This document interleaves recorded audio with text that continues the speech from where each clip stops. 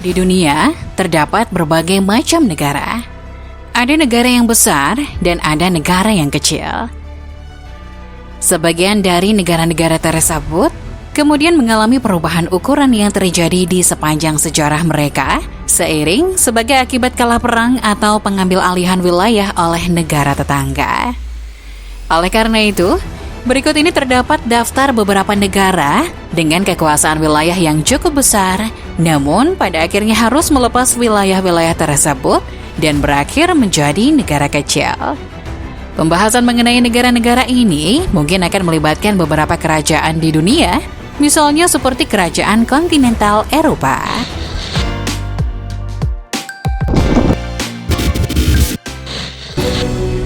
Yang pertama adalah Mongolia.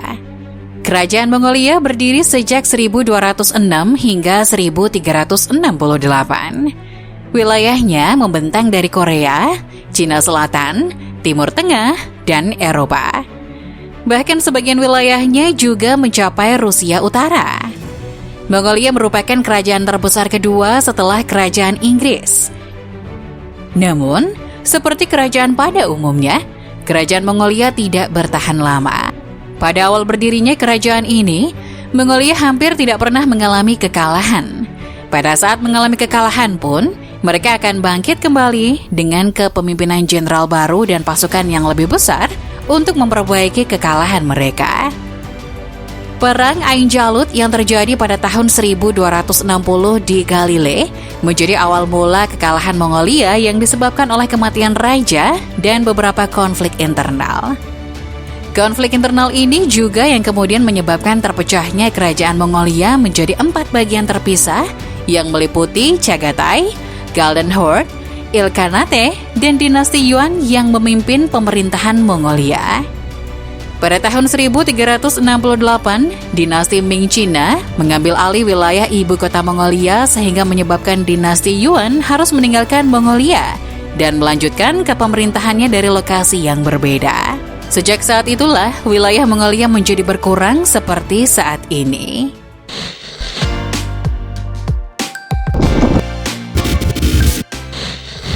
Peristiwa selanjutnya meliputi evolusi dari masa kekaisaran menuju negara modern. Kekaisaran Ottoman datang dari arah timur, menaklukkan Anatolia, kemudian menyeberangi Eropa, dan menaklukkan sebagian dari wilayah Balkan yang berada di sepanjang wilayah Austria dan Hungaria. Mereka juga berhasil menaklukkan sebagian wilayah Timur Tengah dan Afrika Utara, memanjang hingga wilayah Maroko. Kekaisaran Ottoman ini berlangsung cukup lama, yakni sejak tahun 1299 sampai 1922. Namun setelah Perang Dunia Pertama berakhir, sejak Kekaisaran Ottoman memutuskan untuk berpihak kepada blok sentral yang mengalami kekalahan, kekaisaran ini akhirnya runtuh. Setelah Kekaisaran Ottoman runtuh, perang dalam memperjuangkan kemerdekaan Turki terjadi dan menghasilkan munculnya Republik Turki di Anatolia yang menjadi lokasi pemerintahan tersebut hingga saat ini.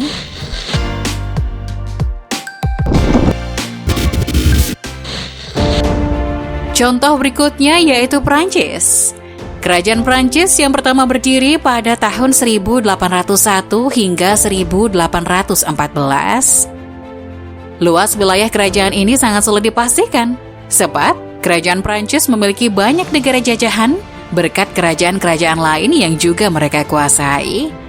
Oleh karena kerajaan Prancis mengatur kerajaan-kerajaan yang menguasai wilayah tersebut, mungkin bisa dibilang kerajaan Prancis secara tidak langsung memiliki kekuasaan atas semua wilayah itu. Di bawah kepemimpinan Napoleon, Prancis mulai mengerahkan kekuatan militer mereka di Eropa. Serentetan upaya-upaya penaklukan yang kini dikenal sebagai Perang Napoleon berhasil memperluas pengaruh kerajaan Prancis terhadap sebagian besar wilayah Eropa Barat, bahkan hingga mencapai wilayah Polandia. Kemudian pada tahun 1912, kerajaan Prancis berhasil mengembangkan 130 departemen dan memerintah sebanyak 90 juta orang di bawah kekuasaan mereka. Mereka semakin memperluas wilayah kekuasaannya di Belgium, Belanda, Italia, Catalunya, dan sebagian wilayah Balkan. Negara jajahan mereka pun semakin bertambah, yakni antara lain Spanyol, Italia, Jerman, dan bahkan Polandia. Pada akhirnya, Napoleon mengalami kekalahan. Di tahun setelahnya, kekuasaan Prancis di Eropa mulai melemah.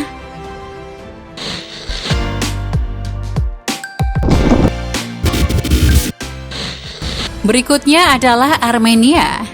Armenia merupakan negara yang cukup kecil. Kerajaan berdiri sejak tahun 331 sebelum Masehi hingga tahun 428 setelah Masehi. Kerajaan ini lebih besar dibandingkan dengan negara Armenia saat ini. Masa kejayaan kerajaan ini terjadi selama kepemimpinan Yang Mulia Tigranes pada tahun 69 before century.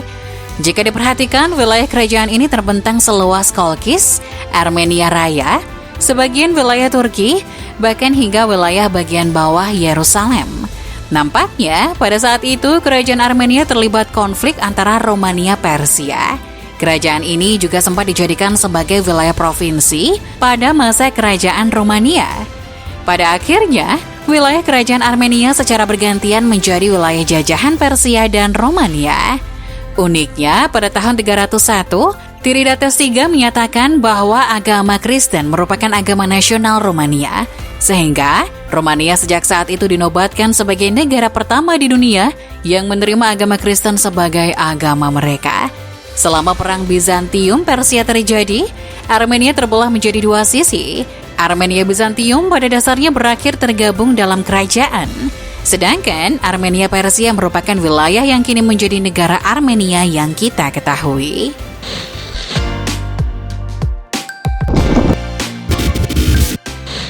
Kerajaan berikutnya adalah Brunei, yang berdiri sejak tahun 1368 sampai 1888. Kerajaan ini menguasai hampir seluruh Pulau Borneo dan pulau-pulau kecil di sekitarnya, serta bahkan sebagian wilayah Filipina.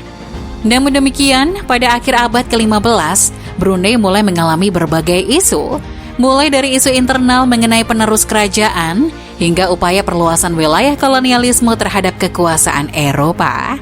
Brunei kehilangan sebagian wilayah sejak kedatangan Spanyol di Filipina, kedatangan Belanda di Borneo Selatan, dan kedatangan Inggris di wilayah-wilayah kekuasaan Brunei lainnya. Brunei termasuk ke dalam protektorat Inggris sebelum pada akhirnya mereka kembali mendapatkan kemerdekaan di atas wilayah kecil yang sampai saat ini mereka kuasai.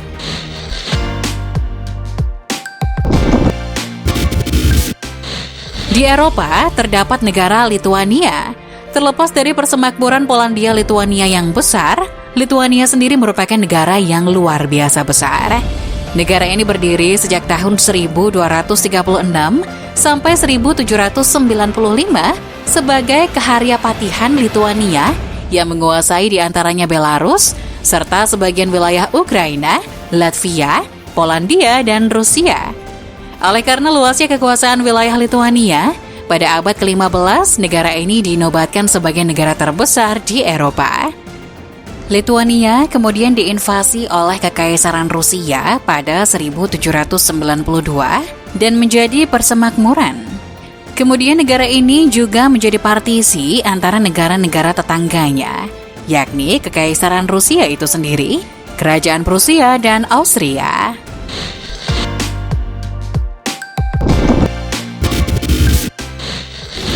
Pada tahun 1821, Meksiko berhasil meraih kemerdekaannya.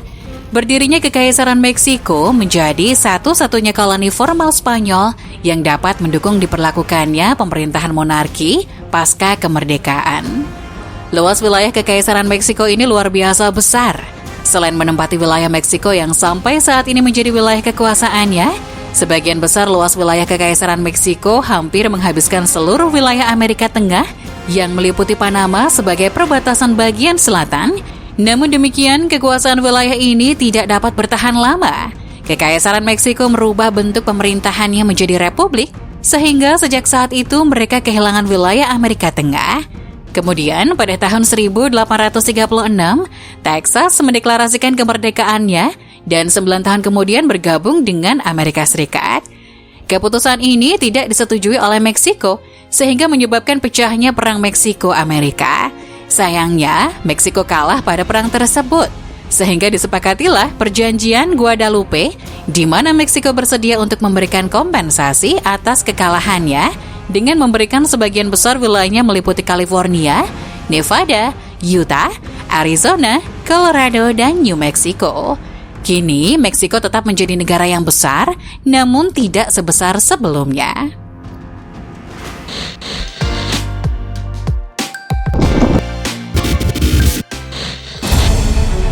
Selanjutnya adalah Bolivia, yang luasnya kini juga lebih kecil dari wilayah aslinya. Mulanya, negara ini memiliki wilayah yang luas, meliputi wilayah-wilayah yang kini telah menjadi milik negara-negara tetangganya. Sepanjang sejarah negara ini, Bolivia telah melepaskan banyak wilayahnya akibat beberapa alasan tertentu. Yang pertama, lepasnya dua wilayah yakni wilayah utara dan timur yang terpaksa diserahkan kepada Brasil pada tahun 1867. Pada tahun 1893, mereka melepaskan wilayah selatan kepada Argentina. Di tahun 1903, Brasil kembali merebut wilayah utara pada Perang Acre, di mana mereka saling memperebutkan wilayah kekuasaan, kekayaan, perkebunan karet, dan pertambangan emas. Pada perang tersebut, Brasil berhasil mengalahkan Bolivia. Di tahun berikutnya, yaitu pada tahun 1904, Bolivia kehilangan akses ke Laut Pasifik, sehingga mereka menjadi negara yang terkurung di atas daratan.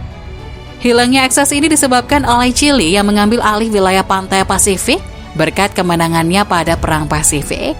Tidak cukup sampai di situ, Bolivia kembali harus melepaskan wilayahnya yang cukup besar di bagian tenggara kepada Paraguay.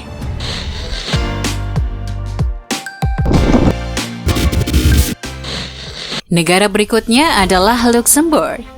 Negara ini merupakan kekaisaran terakhir yang tersisa di dunia dengan luas negara yang cukup kecil jika dibandingkan dengan Prancis, Belgia, dan Jerman. Namun sepanjang sejarah negara ini, ada saat di mana Luxembourg memiliki kekuasaan wilayah yang lebih luas dari saat ini. Dulu, negara ini memiliki luas wilayah sekitar 10.000 km persegi. Namun, akibat terjadi 3 pembagian wilayah dalam beberapa waktu yang berbeda, wilayah tersebut kini tersisa 2.500 km persegi. Pembagian wilayah ini mengawali berdirinya 3 negara tetangga baru. Pembagian wilayah yang pertama terjadi pada tahun 1659, ketika Kekaisaran Luxembourg tergabung dalam uni personal dengan Kerajaan Spanyol. Pada saat itu Spanyol sedang terlibat peperangan dengan Prancis. Keputusan damai atas perang tersebut menghasilkan perjanjian di mana Prancis mendapatkan hak atas 3 banteng dari Luxembourg dan beberapa wilayah di sekitarnya. Pembagian wilayah yang kedua terjadi akibat terjadinya Perang Revolusi Prancis. Pada tahun 1795, Prancis berhasil merebut seluruh wilayah Luxembourg. Namun, setelah kekalahan Napoleon, Luxembourg kembali merdeka. Di sisi lain, Jerman muncul dan menuntut hak atas banteng Bitburg. Pembagian wilayah ketiga merupakan pembagian wilayah terbesar. Pembagian wilayah ini diawali dengan adanya Traktat London pada tahun 1839 yang berkaitan dengan upaya kemerdekaan Belgia dari Belanda serta terjadinya revolusi Belgia. Pada saat itu, sebagian besar rakyat Luxembourg mendukung revolusi Belgia dan mengambil alih sebagian besar wilayah Kekaisaran Luxembourg. Pada akhirnya, mereka berhasil mempertahankan kemerdekaannya, namun dengan melepaskan sebagian wilayahnya kepada Belgia.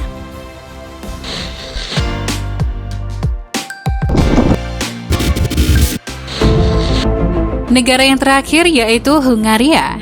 Saat ini, Hungaria merupakan negara berukuran sedang yang berada di Eropa Tengah. Namun, seperti negara-negara sebelumnya, Hungaria sempat memiliki wilayah yang lebih besar. Hungaria telah berdiri sebagai negara dengan berbagai bentuk pemerintahan, mulai dari beberapa kepemimpinan bangsawan, kepangeranan, kerajaan, republik, serta sempat menjadi bagian dari kerajaan Austria-Hungaria. Hungaria sempat memiliki wilayah kekuasaan yang luas sampai sebelum Perang Dunia Pertama terjadi pada tahun 1914. Pada saat itu Hungaria memimpin wilayah yang luas yang tergabung di dalam kerajaan Austria-Hungaria. Namun, setelah mereka mengalami kekalahan pada Perang Dunia Pertama melalui Traktat Trianon, mereka harus kehilangan banyak wilayah kekuasaan. Dari traktat tersebut, wilayah Cekoslovakia mengambil alih wilayah yang kini disebut Slovakia, serta sebagian wilayah Ukraina. Yugoslavia mengambil alih wilayah selatan yang kini menjadi bagian dari Slovenia, Kroasia, dan Serbia. Sedangkan Rumania mengambil alih wilayah Transilvania dan beberapa wilayah lainnya. Selama Perang Dunia Kedua, Hungaria sempat berhasil mengambil alih beberapa wilayah-wilayah tersebut. Namun, setelah Perang Dunia II berakhir, Hungaria kembali kehilangan wilayahnya dan menyisakan wilayah yang sampai saat ini mereka kuasai. Poster propaganda berikut ini menampilkan perbandingan antara luas wilayah sebelum adanya Traktat Trianion tersebut dengan luas wilayah saat ini. Jadi, itulah negara-negara yang mengalami pengurangan wilayah terbesar sepanjang sejarah. Namun, tidak menutup kemungkinan bahwa masih banyak negara di luar sana yang mengalami hal serupa.